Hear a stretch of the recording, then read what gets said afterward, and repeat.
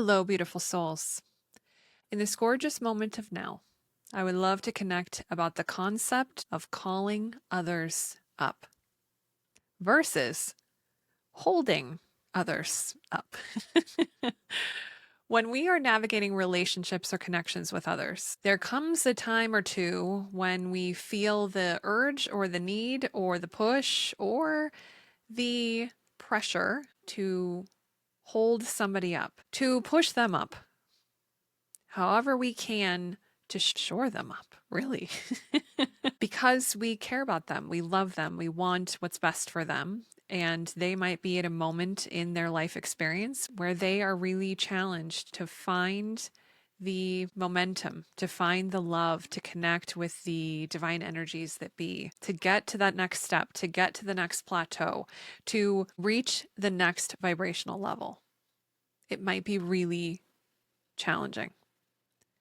And when I was speaking with my guides, they shared with me a couple of points that I would love to illuminate with y'all, because I think this is a very common thing.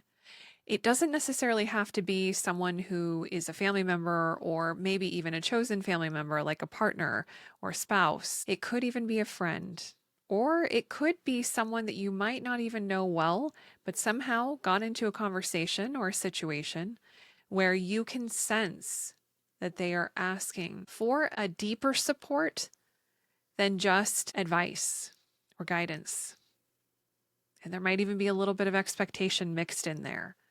Well, I can tell you have the energy, so can you hold me up? So allow me to share a couple of illuminations that changed my perspective on this forever. The most direct thing they shared was that we cannot uphold other beings.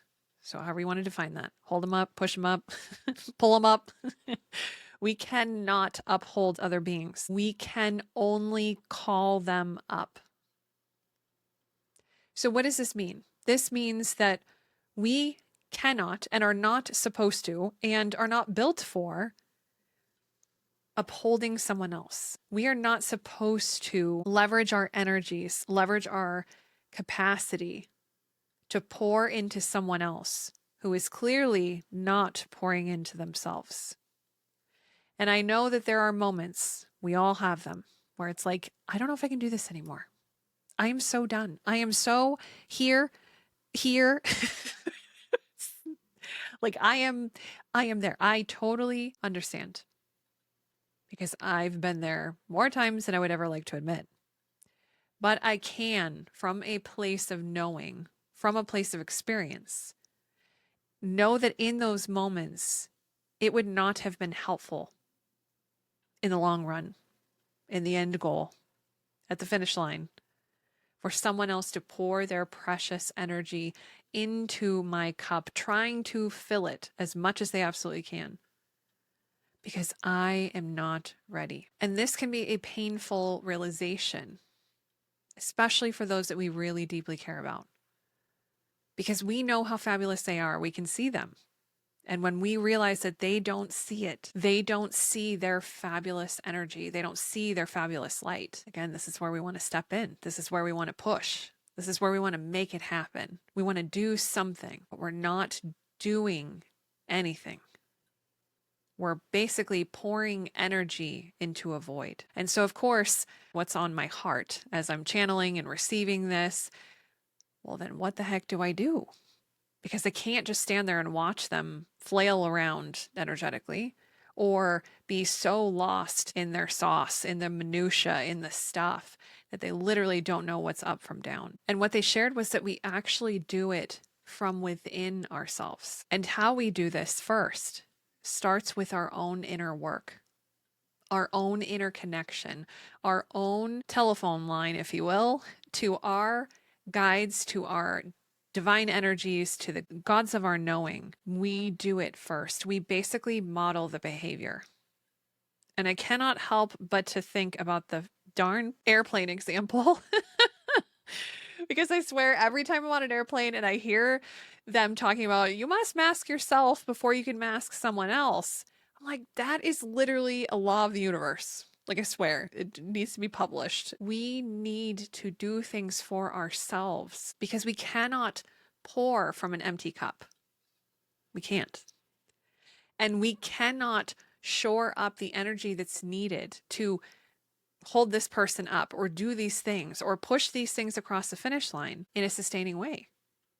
We are basically stealing energy from somewhere to pour it in. And this is often why when we go to rescue or we go to jump in or we go to fix something for someone else, we feel exhausted after. We feel more than frustrated after. Most of the times that I've ever done this, and I will say this just very transparently, this has been one of my biggest life reminders. I don't want to call it a lesson because I do believe that we all know these things deep down. We just need to be reminded that we know them. We need to be reconnected with that inner knowledge or wisdom or knowing.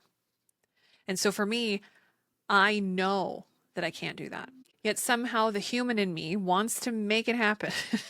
wants to figure it out and wants to do it. Because goodness, she's so strong and she can get in there and she can do all these things. And yes, this is not a question of my, let's say, ability. But if we're looking at this energetically and we're looking at this from a future standpoint of helping, of supporting, it doesn't come from doing. And in a sense of you're doing all the heavy lifting, you're doing all the pushing, all the energy, like you're the one who's there. That's not your role. The person who you're trying to help, you're essentially trying to fix. And that was the the reminder of my lifetime. I have had so many relationships where I have been or attempted to be the fixer. But I have remembered that I cannot fix. I can instead do the inner work, grab the connection, feel it within, and embody the energy that they can then mirror. It's like you actually show them how to do it. You show them the pathway. You literally like grab a flashlight and you're like, look, there it is. And I know it's right there because I just walked on it. So this isn't even hypotheticals. This is for real. Like, there it is. There's no denying it. And so for me, this message obviously hit very close to home, but it's true.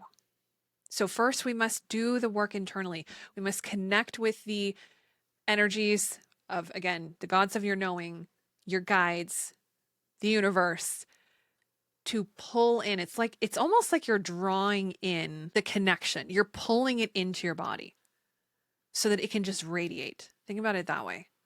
So you pulling it down to shine it and show it. That's where it starts. And then this person who you're trying to help, or hopefully not trying to rescue, but trying to help, they are in your energy. They are in your presence. And energy has that effect. It suddenly then is healing. It's suddenly radiating out. It's suddenly in their aura when clearly they are not embodying that currently. So instead of diving in, we embody, we expand. And as my guides then shared, it's about standing in your light. That's what standing in your light means. Your connective energies, you are standing in it. You are oozing it. There is no denying it. It's like, I can't not see it. It's everywhere. It's permeating.